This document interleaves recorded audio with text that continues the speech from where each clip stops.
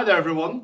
So last week was the first of a three-part series, and we looked at the hidden elements of Pesach and the Haggadah.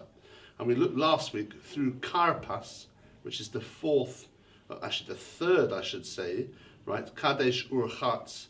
Karpas is the third element of the Haggadah. We pundit, in a sense, Karpas, the word for parsley, on the coat of colours or the coat of stripes of Joseph, and looked at the hiddenness of the reason, the sins, so to speak, that brought us as a nation down to Egypt. The other thing that's hidden in the Haggadah is Israel. You will find that Israel, Eretz Israel, the land of Israel, is really hidden. Very rarely do we relate to Israel. Maybe Dayenu, if I'm right.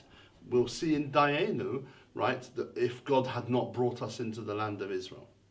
In fact, it's actually like we are pushing Israel out of the Haggadah. The middle part of the Haggadah, the bit when we sometimes end up sleeping a little bit, so I hope you're awake for it, we use the history in the book of Deuteronomy said by the Jew who brings first fruits to the temple.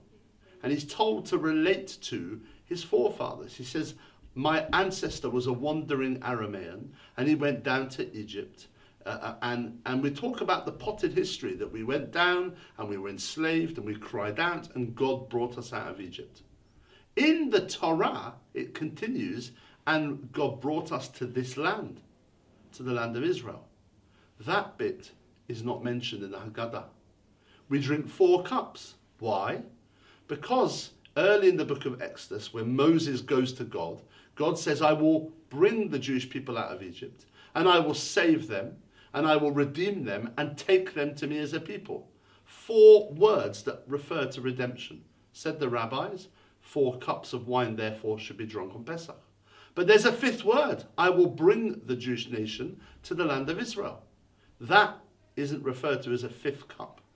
Right? We don't drink a 5th cup. We might pour for Elijah, and I might come to that next week. But we don't drink that 5th cup. In other words, we push Israel out. And maybe that's because the festival of Pesach is not about where we go to. It's not about the end point. It's about where we've come from.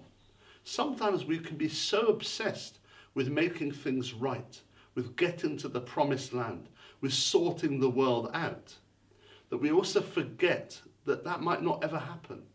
Or it might be difficult to make that happen. And sometimes it's important that we're on a journey, that we're going there, we're moving, we're hopeful, but we're on a journey. And that's really Pesach. Chief Rabbi Sachs, when he was Chief Rabbi, related to the negative liberty and positive liberty of Isaiah Berlin. That Pesach, in a sense, is about what you've come from, but not yet where we've got to. And that's a fascinating idea for us to look at and chew on before Pesach.